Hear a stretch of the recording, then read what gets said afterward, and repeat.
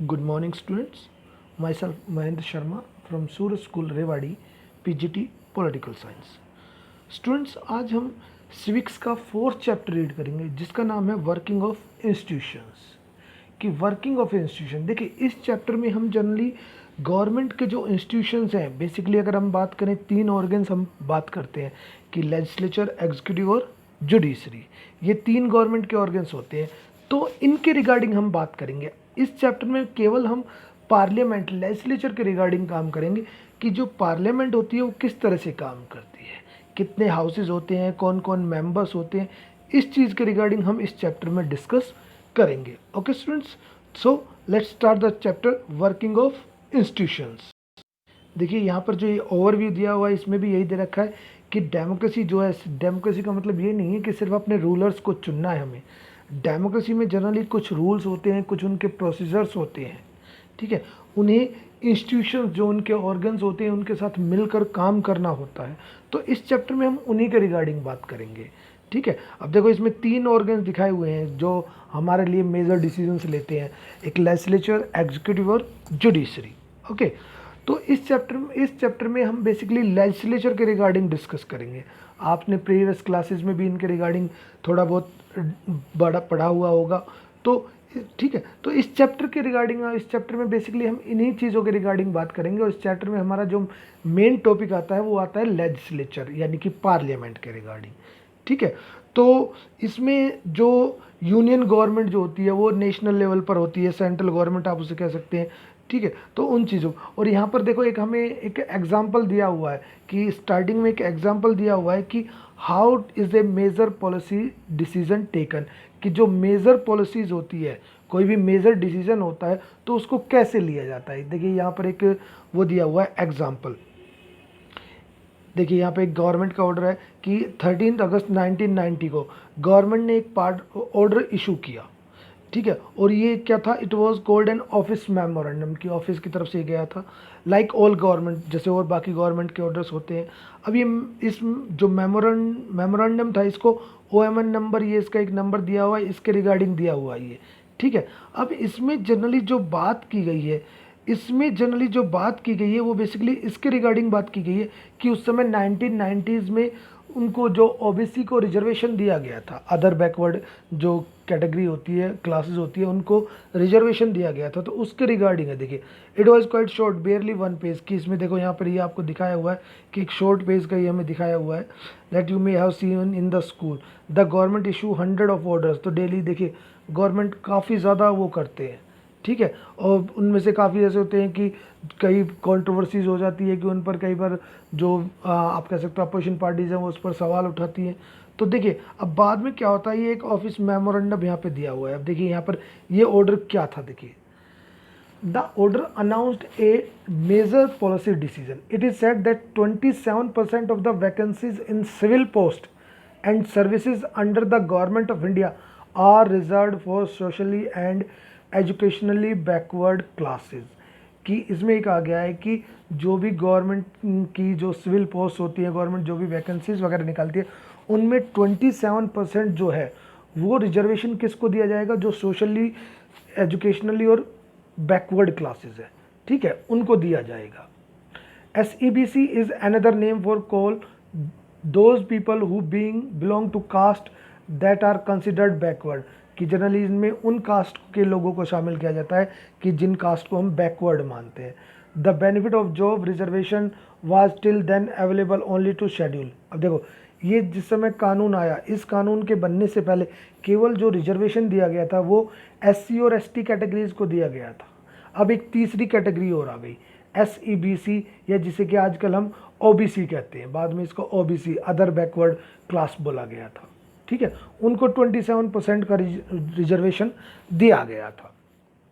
अब देखिए decision makers कौन थे, who decided to issue this memorandum, कि भाई किसने डिसाइड किया कि ये मेमोरेंडम, ये जो ऑर्डर है, इसको इशू करना है। Clearly such a big decision could not have been taken by the person who signed that document।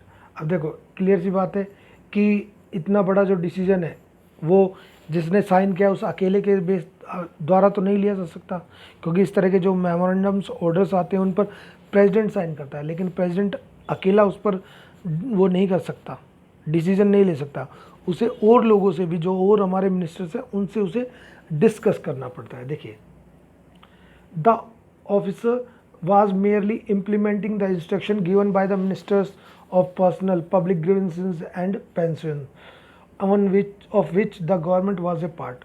We can guess that such a major decision would have involved other major functionaries in our country. कि इतने बड़े decision में और भी काफ़ी लोग होते हैं जो कि इसमें शामिल होते हैं। You have already read in the previous class about some of them, कि इनमें से पिछली क्लासेस में आपने कुछ पढ़ा होगा। देखिए, अब यहाँ पर कुछ पॉइंट दिए हैं कि सबसे पहले प्रेसिडेंट, कि president is the head of the state, कि president head of the state होता है, देश का मुखिया होता है, and is the highest formal authority in the country, और देश की हाईएस्ट अथॉरिटी होता है। सेकंड होता है प्राइम मिनिस्टर, जो गवर्नमेंट का हेड होता है, ठीक है, और जो भी पावर्स होती है गवर्नमेंट की वो सारी प्राइम मिनिस्टर ही यूज़ करता है, और मोस्टली डिसीजंस वही लेता है इन द कैबिनेट मीटिंग, की कैबिनेट की मीटिंग होती है तो उसमें मेजर डिसीजंस वही लेता है। इसके बाद आ रहा है पार्लियामेंट, कंसिस्ट ऑफ, पार्लियामेंट दो हाउसेज से मिलकर बनी है, लोकसभा और राज्यसभा। प्राइम मिनिस्टर जो होता है वो लोकसभा का मेंबर होता है, ठीक है ना, क्योंकि जितने भी रूल्स वगैरह बनाए जाते हैं उसमें मेन लोकसभा का ही रोल होता है, ठीक है। The office memorandum was the cumulation of for a long chain of events, तो इसमें काफ़ी घटनाएं हुई, उसके बाद ये एक मेमोरेंडम, एक ऑर्डर रिलीज हुआ। The government of India has appointed the second backward class commission इन 1979। देखिए, जो रिजर्वेशन दिया गया था 1979 में एक कमेटी बनाई गई थी, ठीक है, बैकवर्ड क्लास कमीशन के नाम से। इट वाज हेडेड, और इसको किसने लीड किया था उस समय, बीपी मंडल, जनरल इसको मंडल कमीशन के नाम से भी जाना जाता है। It was asked to determine the criteria, अब मंडल कमीशन को ये दिया गया है कि आप एक क्राइटेरिया तैयार कीजिए कि भाई किन किन को हम रिजर्वेशन दें, किन किन कास्ट को इसमें शामिल किया जाए। तो उन्होंने सोशली और एजुकेशनली बैकवर्ड जो क्लासेस है उनका एक अपना डाटा तैयार किया और रिकमेंड किया कि भाई इन लोगों को रिजर्वेशन दिया जाना चाहिए। The commission gave its report इन 1980, 1980 में उन्होंने report the, and made many recommendations, और काफ़ी उन्होंने एक रिकमेंडेशन दी थी। वन ऑफ दीज वाज, और इनमें से एक थी 27% का reservation in government jobs for SEBC, socially educationally backward classes के लिए। अब उसी समय, जिस समय की ये बात, जिन समय इन्होंने रिपोर्ट दी थी, उसके बाद जो गवर्नमेंट थी वो चली गई थी और नई गवर्नमेंट बनी। नई गवर्नमेंट ने इसकी तरफ कोई ध्यान नहीं दिया। अब काफ़ी समय तक तो ये पेंडिंग में पड़ा रहा। फिर 1989 में लोकसभा के इलेक्शंस हुए। इन इट्स इलेक्शन मैनिफेस्टो, तो इस जो इलेक्शन हुए थे इनमें जो एक जनता दल थी उन्होंने प्रॉमिस किया था कि अगर वो सरकार में आते हैं तो जो रिजर्वेशन वाला केस जो पेंडिंग है, बिल पेंडिंग है, उसे वो पास कर लोगों को रिजर्वेशन देंगे। The Janata Dal did form the government, और फिर जनता दल की गवर्नमेंट बनी, और प्राइम मिनिस्टर हमारे जो बने थे वो VP सिंह बने थे, और उन्होंने फिर ये चीज़ें, जो रिजर्वेशन था उस समय उन्होंने ये रिजर्वेशन दिया गया था, ठीक है। तो ये चीज़ें थी। अब देखिए, the president of India in his address to the parliament announce the intention of the government, कि जो इंडिया के प्रेसिडेंट थे उन्होंने अब जब पार्लियामेंट को एड्रेस किया तो उसमें इन्होंने इसमें बिल्कुल ये वो कर दिया गया था, इंटेंशन दे दी गई थी कि भाई जो हमें आगे मंडल कमीशन की जो रिपोर्ट है उसको लागू कर रहे हैं। ऑन 6 अगस्त 1990, 6 अगस्त 1990 को the union cabinet took a formal decision to implement the recommendation, जो यूनियन गवर्नमेंट, सेंट्रल गवर्नमेंट ने एक डिसीजन ले लिया इनको इम्प्लीमेंट करने का। Next day prime minister VP Singh inform the parliament, अगले दिन VP सिंह ने उसको इन्फॉर्म किया पार्लियामेंट को अबाउट द डिसीजन, अपने डिसीजन के रिगार्डिंग, और एक स्टेटमेंट दी, ठीक है, एक स्टेटमेंट दी और अपने स्टेटमेंट में बताया कि हम ये जो 27% रिजर्वेशन है उसको लागू कर रहे हैं। The decision of the cabinet was sent to the department of the personnel and training, इसके बाद अलग एक डिपार्टमेंट को उनका वो बिल भेजा गया। The senior officers of department drafted an order in line, फिर उन्होंने जब ऑर्डर भेजा तो उन्होंने एक इस तरह का एक ऑर्डर ड्राफ्ट कर दिया, ठीक है, और फिर उसे मिनिस्टर की अप्रूवल के पास भेजा कि उन्होंने कहा भाई हम ऐसा कर रहे हैं, इस तरह का एक ऑर्डर पास बनाओ। उन्होंने ऑर्डर बनाया, ऑर्डर बनाने के बाद फिर उन मिनिस्टर्स के पास आया, फिर उन्होंने उस पर साइन किया। An officer sign the order on behalf of the union, और सेंट्रल गवर्नमेंट की तरफ से एक जो गवर्नमेंट ऑफिसर था उसने उस पर साइन किया। This was how OM number, इसलिए इसको OM नंबर ये दिया गया है ऑन अगस्त 13, 1990 को। और कुछ महीने बाद this was the most hotly debated issue in the country, और फिर ये जो इशू था रिजर्वेशन वाला देश में काफ़ी ज़्यादा गर्म माहौल में हो गया, उस पर काफ़ी ज़्यादा डिबेट हुई। न्यूज़पेपर्स, मैगजीन्स अलग अलग व्यूज़ उन्होंने किए थे कि भाई इसके ऊपर, कि भाई इस तरह का इन्होंने वो कहा है, इस तरह का डिसीजन दिया, इसमें ये कमियां हैं, ये इसकी मेरिट्स डिमेरिट्स उस पर डिस्कशन हुई। It led to the wide spread protest and counter protest, पूरे देश में प्रोटेस्ट होने लग गया, काफ़ी लोगों ने इसका विरोध किया, सड़कों पर आ गए। सम ऑफ विच वर वायलेंट, और कुछ लोग वायलेंट हो गए। People reacted strongly because this decision affected thousand of job opportunities, कि लोगों ने इसका स्ट्रांगली रिएक्टेड किया क्योंकि इससे काफ़ी लोगों की जो जॉब्स थी उन पर असर पड़ रहा था, और कुछ लोगों को जनरली बेनिफिट भी हो रहा था कि कुछ लोगों को इसका बेनिफिट मिल रहा था। अब कुछ ने कहा कि भाई ये इनइक्वलिटी आप फैला रहे हो, ऐसा मानता, कुछ को आप रिजर्वेशन दे रहे हो, कुछ को नहीं दे रहे हो। Some felt that existence of inequality among people of different caste in India necessitated job reservation, और जबकि कुछ ने कहा कि भाई ये ज़रूरी है कि इनको रिजर्वेशन देना।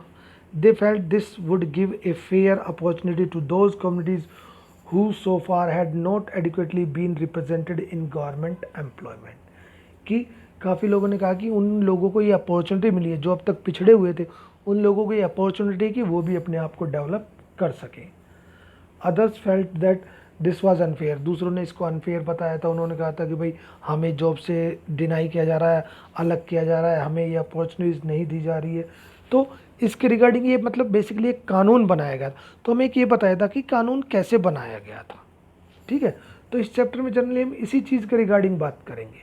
अब इस पर देखो, कानून बना दिया, फिर अब इस कानून को लागू किया गया, लागू किसने किया। अब काफ़ी इस चीज़ पर, इस जो ऑर्डर पास किया गया था इस पर काफ़ी लोगों ने अपोज किया। ठीक है, अब डिस्प्यूट हुआ, अब इस जो डिस्प्यूट था इसको कैसे सॉल्व किया गया, फिर लोगों के बीच में जो डिस्प्यूट था, लोगों के बीच में जो कॉन्फ्लिक्ट था उसको कैसे सॉल्व किया गया। ठीक है, अब सॉल्व कैसे, क्या क्या कौन करता है, जो भी डिस्प्यूट्स वगैरह थे जनरली उनको सुप्रीम कोर्ट करता है, फिर उसके बाद ये सुप्रीम कोर्ट में चले जाते हैं। ठीक है, कोर्ट्स में अपील की, court the Supreme Court of India bunched all of these cases together, this was known as the Indira Sawhney and others versus Union of India case.